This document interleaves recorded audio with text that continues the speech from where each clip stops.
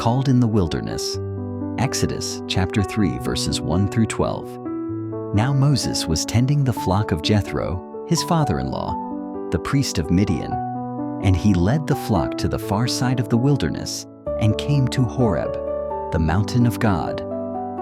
There the angel of the Lord appeared to him in flames of fire from within a bush.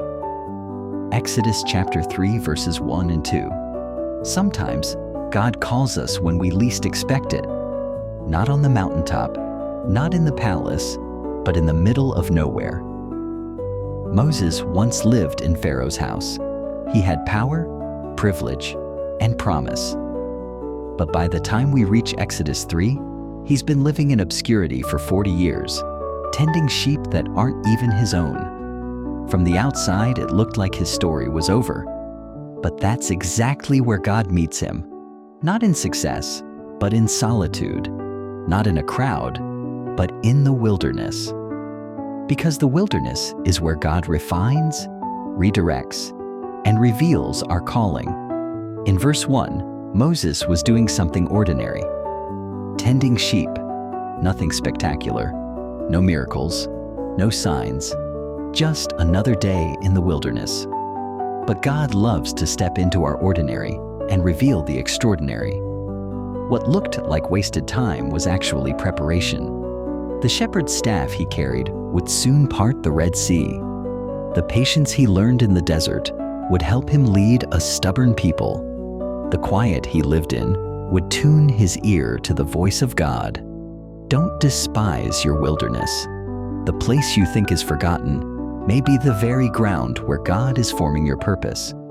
Verses 2 and 4 say, There the angel of the Lord appeared to him in flames of fire from within a bush.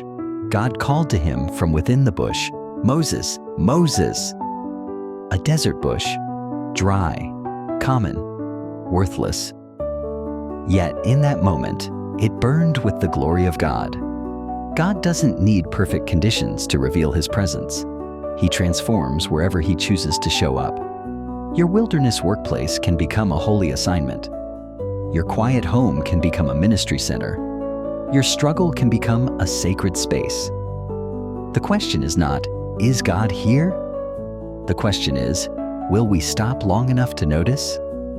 Like Moses, we must turn aside and pay attention to God's presence in unexpected places. Verse 10 says, So now go.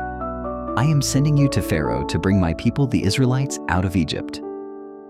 Moses' immediate reaction wasn't confidence, it was fear and doubt. In verse 11 he says, Who am I that I should go to Pharaoh and bring the Israelites out of Egypt? Moses saw his failures, but God saw his future. Moses looked at his limitations, but God focused on his assignment. Here's the truth. God doesn't call the qualified. He qualifies the called. If you feel unworthy, uncertain, or underqualified, you're in good company. Every person God has ever used felt the same way. But God's call doesn't depend on your resume. It depends on his presence. In verse 12, God says, I will be with you. God doesn't promise Moses that it will be easy. He doesn't promise Pharaoh will cooperate. He doesn't even lay out the whole plan. He gives just one guarantee. I will be with you. And that's enough.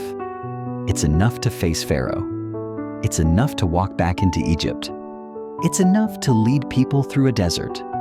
Whatever God is calling you to do, start a ministry, reconcile a relationship, share your faith, or step into a new season. His presence is the power behind your calling. In conclusion, Moses went into the wilderness as a shepherd. He left it as a deliverer. The wilderness didn't disqualify him. It prepared him. The burning bush wasn't the beginning of God's plan. It was the moment Moses realized he had been walking in it all along. Maybe you're in your own wilderness today. Maybe you feel overlooked, stuck, or forgotten. But God sees you. He's speaking your name, and he's calling you to something greater than you can imagine. All he asks is that you turn aside, listen, and trust Him when He says, "I will be with you.